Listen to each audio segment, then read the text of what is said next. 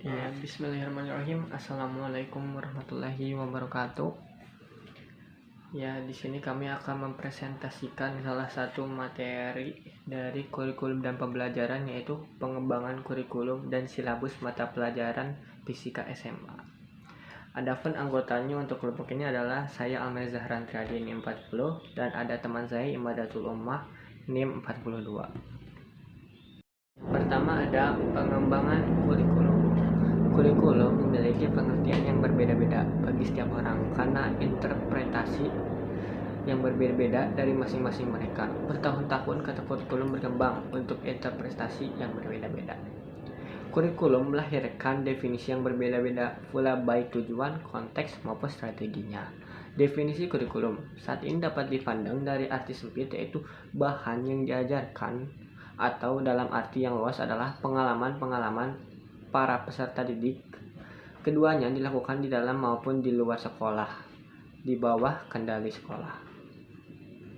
Kurikulum adalah seperangkat rencana dan pengaturan mengenai tujuan, isi, dan bahan perkuliahan, serta cara yang digunakan sebagai pedoman penyelenggaraan pembelajaran untuk mencapai tujuan pendidikan tertentu.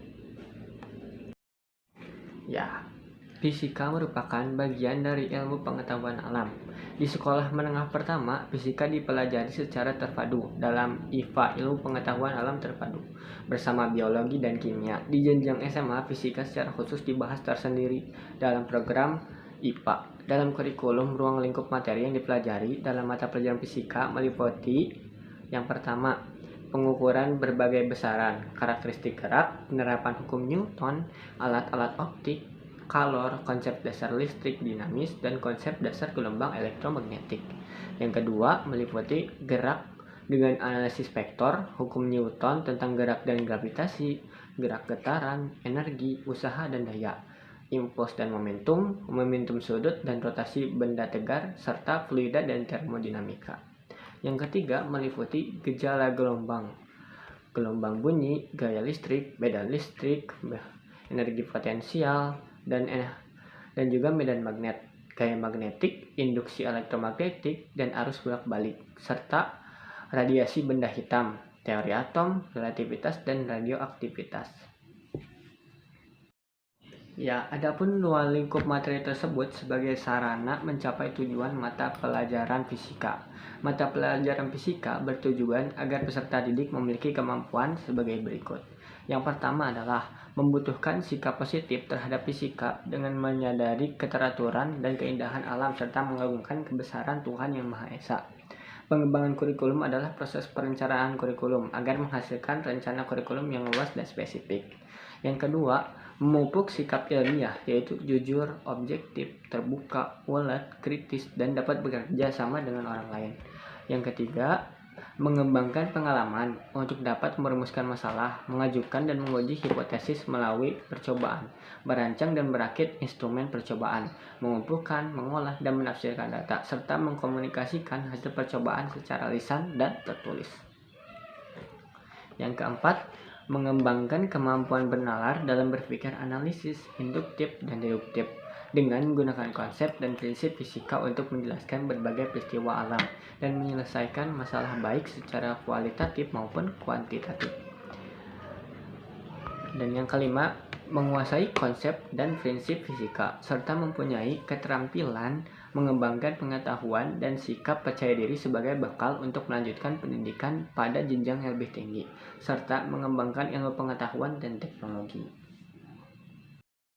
Saya Imadatul Ummah NIM 42. Keseluruhan proses pengembangan kurikulum berkaitan dengan pengembangan keempat dimensi kurikulum. Keempat dimensi kurikulum tersebut saling berkaitan dan memerlukan perhatian khusus dan manajemen khusus. Keempat dimensi kurikulum tersebut meliputi yang pertama, kurikulum dalam dimensi ide. Kurikulum dalam dimensi ide berkaitan dengan landasan filosofis dan teoritis kurikulum. Landasan filosofis kurikulum berhubungan dengan filosofi pendidikan yang digunakan untuk mengembangkan arah dan orientasi kurikulum. Yang kedua, kurikulum dalam dimensi dokumen. Dimensi dokumen kurikulum berisikan komponen seperti tujuan, konten, proses, dan penilaian. Yang ketiga, kurikulum dalam dimensi proses. Yang keempat, kurikulum dalam dimensi hasil. Dimensi hasil berkaitan dengan apa yang dimiliki oleh peserta didik. Dimensi ini merupakan suatu pembuktian apakah tujuan kurikulum telah tercapai. Proses pengembangan kurikulum meliputi 3 tahap, yaitu konstruksi kurikulum, tahap implementasi kurikulum, dan tahap evaluasi kurikulum.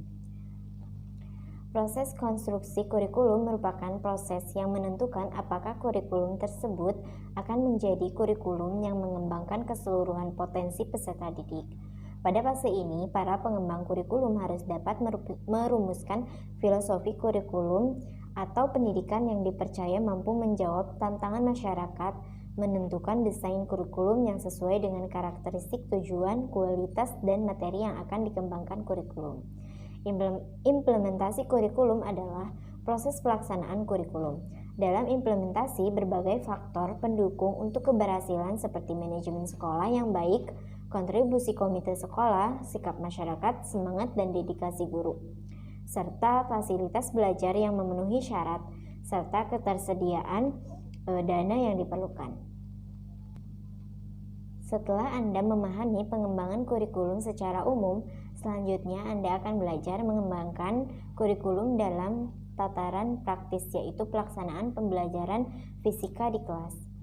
Kurikulum secara umum berisi pedoman penyelenggaraan pembelajaran untuk dapat dilaksanakan di kelas. Pedoman yang bersifat umum tersebut perlu dijabarkan menjadi panduan yang lebih spesifik. Disinilah tugas Anda sebagai guru untuk menjabarkan kurikulum yang umum menjadi rancangan pembelajaran yang lebih operasional. Pembelajaran ini selanjutnya dikembangkan menjadi pembelajaran fisika yang inovatif, menantang, dan menyenangkan. Dapat dikatakan bahwa guru perlu melakukan pengembangan pembelajaran fisika. Pembelajaran fisika ditinjau dari proses meliputi komponen-komponen yang mendukung pembelajaran. Komponen tersebut meliputi tujuan, isi, materi, metode, media, dan evaluasi pembelajaran. Yang pertama ada komponen tujuan. Sudah diuraikan sebelumnya bahwa kurikulum fisika terdiri dari tujuan yang bersifat hierarkis dari umum ke khusus. Tujuan tersebut dari yang paling atas meliputi tujuan pendidikan nasional, tujuan institusional. Yang kedua, komponen isi atau materi pembelajaran. Isi atau materi pembelajaran merupakan bahan yang disampaikan kepada peserta didik. Materi pembelajaran harus dikemas menarik sehingga memotivasi siswa untuk mengkajinya. Yang ketiga, komponen metode. Anda sebagai guru fisika perlu memerhatikan aspek metode. Metode berkaitan dengan cara membelajarkan suatu materi kepada peserta didik. Metode mempunyai kaitan erat dengan karakteristik materi yang akan disampaikan. Yang keempat, komponen media. Media merupakan komponen yang berperan dalam pembelajaran. Media akan membantu Anda dalam membelajarkan fisika. Media yang digunakan dalam pembelajaran fisika bervariasi. Yang kelima, komponen evaluasi. Evaluasi merupakan suatu tahap yang digunakan untuk melihat keberhasilan setelah peserta didik melalui proses pembelajaran. Evaluasi merupakan tahap yang penting dalam pembelajaran. Tanpa evaluasi, guru tidak dapat mengetahui keberhasilan peserta didiknya. Selanjutnya, kesimpulan. Pengembangan kurikulum adalah proses perencanaan kurikulum agar menghasilkan rencana kurikulum yang luas dan spesifik. Proses ini berhubungan dengan seleksi dan perorganisasian berbagai komponen situasi belajar mengajar, antara lain penetapan jadwal, pengorganisasian kurikulum, dan spesifikasi tujuan yang disarankan, mata pelajaran, kegiatan, sumber, dan alat pengukur. Pengembangan kurikulum yang mengacu pada kreasi sumber-sumber unit, rencana unit, dan garis pelajaran kurikulum yang untuk memudahkan proses belajar mengajar.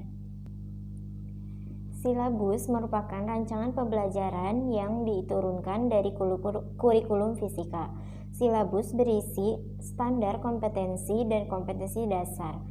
pokok materi yang harus dipelajari, bagaimana cara mempelajarinya, serta bagaimana untuk mengetahui pencapaian kompetensi dasar. Selanjutnya, silabus digunakan guru untuk merancang rencana pelaksanaan pembelajaran. Rencana pelaksanaan pembelajaran atau RPP merupakan rancangan pembelajaran yang disusun untuk setiap proses kegiatan pembelajaran. RPP merupakan penjabaran dari silabus. Pengembangan kurikulum oleh guru dapat dilakukan dengan menjabarkan panduan kurikulum fisika menjadi silabus dan RPP fisika. Silabus disusun berdasarkan SKKD yang sudah ditetapkan dari pusat. Sekian presentasi dari kelompok kami. Mohon maaf apabila banyak kesalahan. Wassalamualaikum warahmatullahi wabarakatuh.